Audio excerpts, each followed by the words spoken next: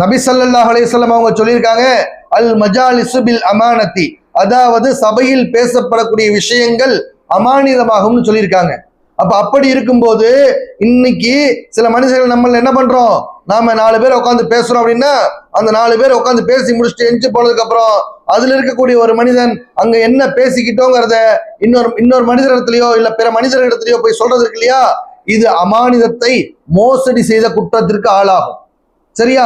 அமானிதத்தை மோசடி செய்யக்கூடியவன் முனாஃபிக், நயவஞ்சகன் இன்னொரு ஹதீஸில் இருக்கு.